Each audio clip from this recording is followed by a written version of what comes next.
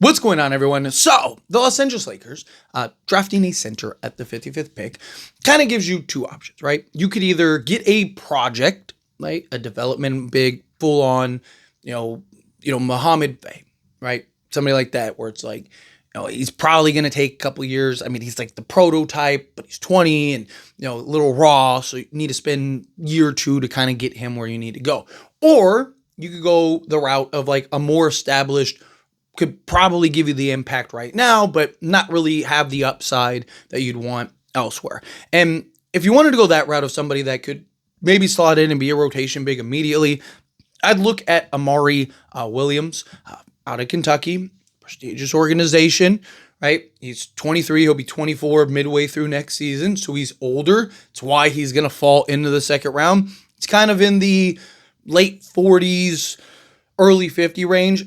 And in my opinion, I think a lot of that is just because of his age, because teams are looking at it as like, he's 24 or he'll be 24 midway through the season. So like, how much upside and potential does he really have, right? So I think a lot, like look at Dalton Connect. Dalton Connect was projected as high as like the 5th pick and fell all the way to 17th, right? And it was just because of his age, where I do look at a guy like Amari Williams, and he's a guy I think that can make an impact right away, right out the gate. You're talking about a guy that's 7 feet. He's like 260 pounds plus, right? Got good size, good strength, good interior. Known for his defense, his passing ability, his rebounding, just as like a blanket. We'll dive into that a little more here in a moment. But he, as far as like the passing and whatnot, it's more so of like, being able to pass out of the double team, kind of being a facilitator out of the post. Right? He's a guy that's really good at kind of the 3 count. Dump the ball down to him. He's surveying 1, 2, 3, and then making a decision, whether it's passing the ball or, making a play. He's a guy that could be that kind of lob threat, athletic floor running big that you could slot alongside a Luka Doncic to kind of help in that regard. But yeah, like I said, guy, 7 feet, 260, right? So gives you the big size, interior presence that you'd be looking for. He is, again, looked at as one of the more NBA-ready centers in all of the draft, which, if you're the Lakers, that's good. It's a good thing to have because, the Lakers, they're trying to balance this win now while soft rebuild with Luka. Well, getting a guy like Williams gives you kind of both, right? I wouldn't look at Amari Williams as like your answer at the starting center position, at least right away. But could he have like a good kind of like secondary, maybe third center option? Sure. Right? I don't know if he falls all the way to 55th though. Like I said, he's in that range though. Right? I've seen him in like the 45th pick to all the way of like undrafted potentially. I mean, if he goes undrafted, that'd be great. But if he's there at 55, he's one of those guys you probably have to take. Right? Like he's one of those guys that I think it'd be hard to pass up. Just because, again, he's a big, strong, physical 7-foot center that actually has some real athleticism, right? He's not like, Jackson Hayes level athleticism, but he's athletic enough to get up there, slam, hammer it home, do all the dirty work, right? Bang with the big boys on the inside. You look at kind of his production last year, not a guy that you want shooting threes right now, but he did shoot 25% from three-point range, so which is not good. I'm not saying that's good by any stretch, but it shows the ability that he does have the capability of stretching out the floor.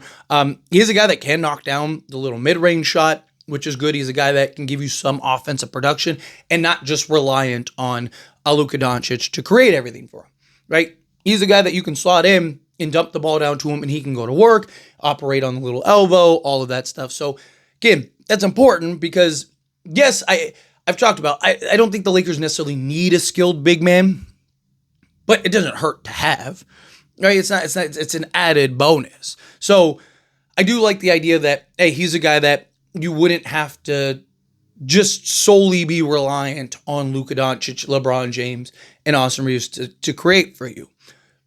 But those 3 guys will make life so much easier for you, Luka in particular.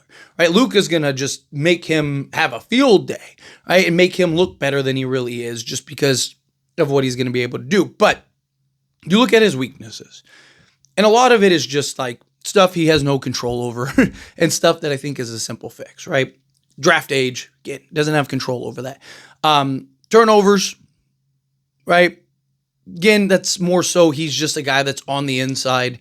Was with Kentucky, kind of more of a focal point. Not really too concerned with it. And he's a guy that's not going to be asked to be doing, handling an offensive, being your primary offensive weapon or anything like that, right? Like, I'm just not so concerned with that. Defensive rating, defensive win shares, but that's, again, collectively as a team. Win shares, blocks, projected NBA 3-point percentage, which, again, all the centers that the Lakers are interested in and looking to acquire aren't 3-point, like Daniel Gafford, Nick Claxton, Walker Kessler, like all these guys, they're not 3-point shooters. So I'm not really worried about that. His per and offensive win shares. Again, it's all collective based on, the production of the team itself. He did average 1.2 blocks and half a steal. He was basically an 11 and 9 guy, 3 assists, 1.5 blocks, steal, 2.3 turnovers in 22.8 minutes per game, right? So, little over 20 minutes. He gave you near double-double with a block and a half. Right? He is, at right now, the most recent projection. He's on the draft big board at 54th. He is projected to go 52nd to the Phoenix Suns. So, again, a guy that might not be there when we're ready to pick. But if he is, because, again, he's right in that range, 52 to 54, right? Lakers have the 55th pick, so they're right there.